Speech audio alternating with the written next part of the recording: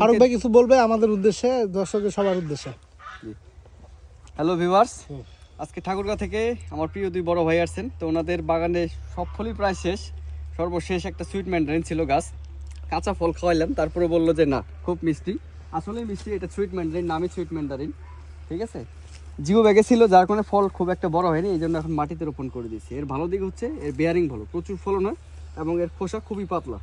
তো এই গাছ, এই ফল খেয়ে ভাইরা খুব খুশি হয়েছে। তো ভাইদের দুইটা চারা আমি গিফট করবো, যত্ন করে রোপণ করবো। থ্যাংক ইউ আপনারাও আসতে পারেন, আসলে অবশ্যই ফল তো টেস্ট করুন, পাশাপাশি হচ্ছে অসংখ্য গাছ উপহার হিসেবে পাবেন ইনশাল্লাহ। আমাদের ঠাকুরগাঁয়ের যারা ছাদ বাগানি আছে, আমি মোটামুটি আমাদের ঠাকুরগাঁয়ে তো অনেক ছাদ আছে, অনেক ছাদ বাগানি আছে যারা ভালো জাতের কমলা, সাইটাস টাইপের গাছ, তারপরে আঙ্গুর বা মানে অনেক ভালো ভালো ফল গাছ, বিদেশি ফল গাছ লাগাতে চান আর কি।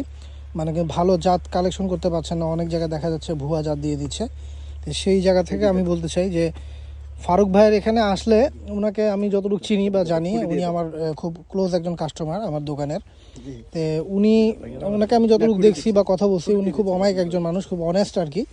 তো সেই জায়গা থেকে আমার মনে হয় যে আপনারা ফারুক ভাইয়ের এখানে আসলে যদি কোনো চারা কিনেন, উনি যেটা বলবে সেটাই হবে ইনশাল্লাহ। মানে পরীক্ষিতভাবে উনি চারার গ্যারান্টি দিয়ে দিবে।